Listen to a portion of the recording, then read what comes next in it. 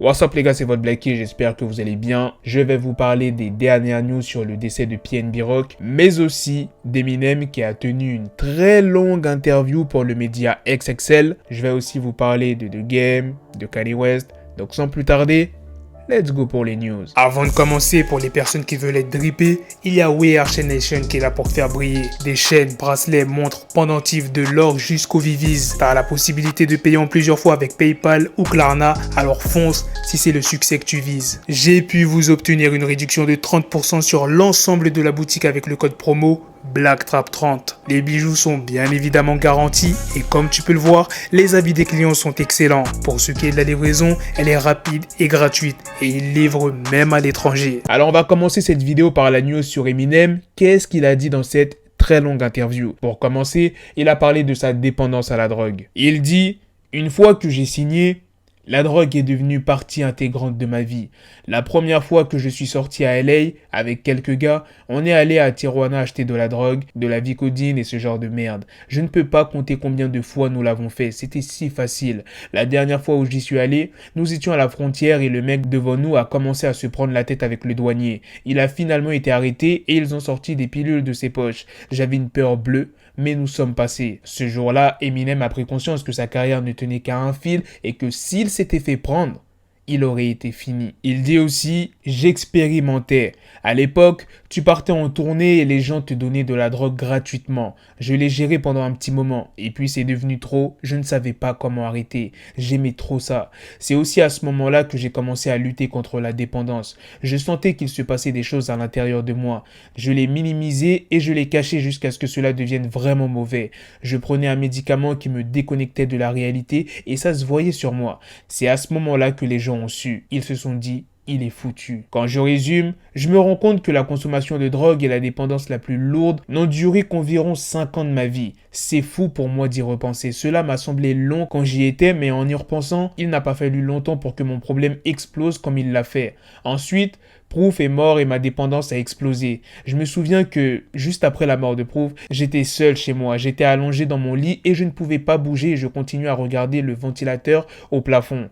Et j'ai ensuite continué à prendre plus de pilules. Je n'ai littéralement pas pu marcher pendant 2 jours quand c'est arrivé et finalement ma consommation de drogue a grimpé en flèche. Je prenais 75 à 80 Valium par nuit. Je ne sais pas comment je suis encore là. Quelques mois après la mort de Proof, je me lève pour aller aux toilettes et tout ce dont je me souviens, c'est que je suis tombé. Ensuite, je me suis réveillé avec des tubes partout dans le corps. Je ne pouvais pas parler, je ne pouvais rien faire. Je ne comprenais pas où j'étais, ni ce qui s'était passé. C'est à partir de là qu'Eminem a commencé sa lutte contre la dépendance. Bien évidemment, durant l'interview, il a aussi parlé de musique, de sa carrière. Parfois, j'aimerais pouvoir retrouver cette liberté. Au début de ma carrière, j'avais l'impression d'avoir une toile vierge sur laquelle je pouvais peindre ce que je voulais. Je me disais, je n'ai pas fait de chanson sur ça ou ça, je peux faire une chanson sur tel ou tel sujet. Et puis, plus tu peins sur cette toile, plus tu te rends compte que tu as fait une chanson sur tous les sujets auxquels tu avais pensé. Alors j'ai commencé à rentrer dans ma tête. Si j'avais le choix entre être le meilleur rappeur ou faire les meilleurs albums, je préférerais être le meilleur rappeur. C'est comme ça que je rappe, pour être le meilleur rappeur. Évidemment, tout cela est subjectif et tout le monde a ses rappeurs préférés, mais dans ma tête, je préférais faire ça plutôt que de simplement faire de bonnes chansons. Mon rôle, c'est de continuer à essayer d'être le meilleur. C'est ce que je veux ressentir à l'intérieur, mais je ne peux pas le faire avant d'écouter ce que J. Cole a fait ou ce que Kendrick vient de sortir. Je ne veux pas être emporté dans le tout venant. Je veux que tout le monde continue de savoir qui je suis. Comme je l'ai déjà dit, il rappe pour être les meilleurs rappeurs. Quand j'entends des trucs incroyables, je me dis, je ne suis pas le meilleur rappeur du moment. Alors je me lève, je me remets au travail. Je veux faire des choses que personne ne pourra jamais surpasser, rapper à un niveau que personne d'autre ne pourra atteindre.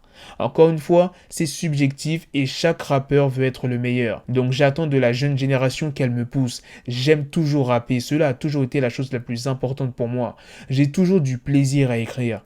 J'aime regarder et écouter les rappeurs dont je viens de parler et me dire « Ok, laissez-moi voir si je peux faire quelque chose de mieux. » Et à chaque fois que les meilleurs rappeurs sortent un album, cela change le paysage du game. C'est le cas pour moi et je me dis que j'ai aussi besoin de pouvoir rapper comme ça. Parce que si je ne le fais pas, quelqu'un va arriver et me laver. Durant l'interview, Eminem a expliqué qu'il s'est réconcilié avec Snoop Dogg. Tu sais, Snoop et moi avons eu un petit problème.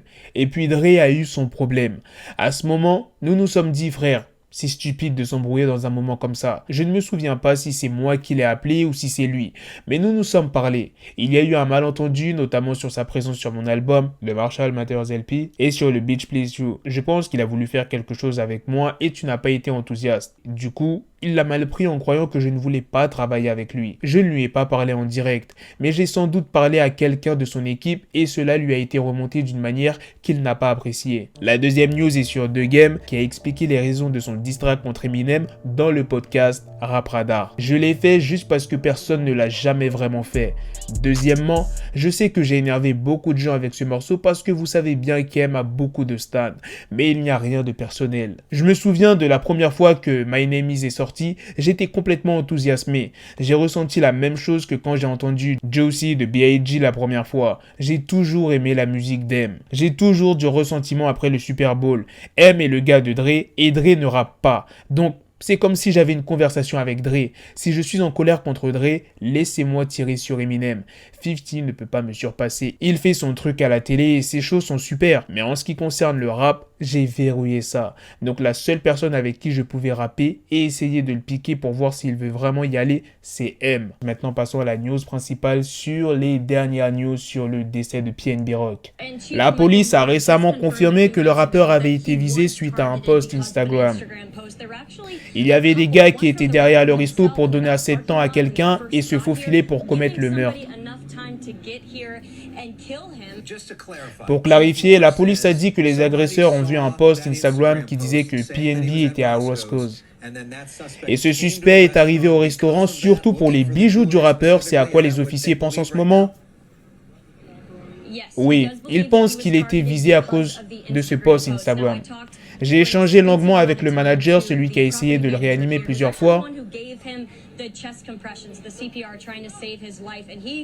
Et il a confirmé que le rappeur avait posté lui aussi une photo sur le parking indiquant qu'il était là avec sa meuf.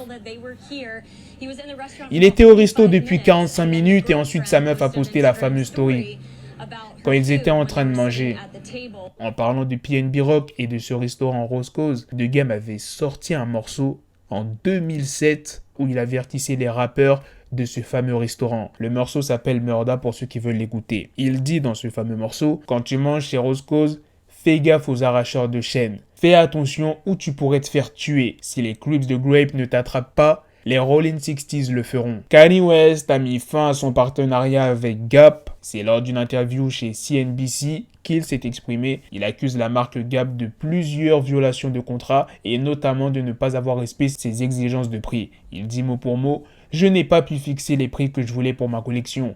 Ils ont fixé un de mes t-shirts à 19 $. J'avais fixé son prix à 200 $.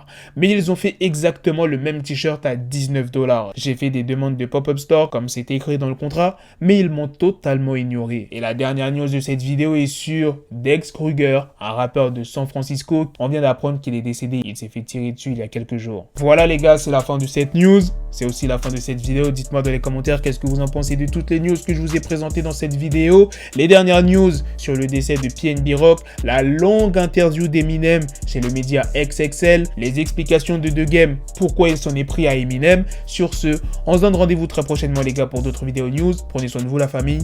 Peace.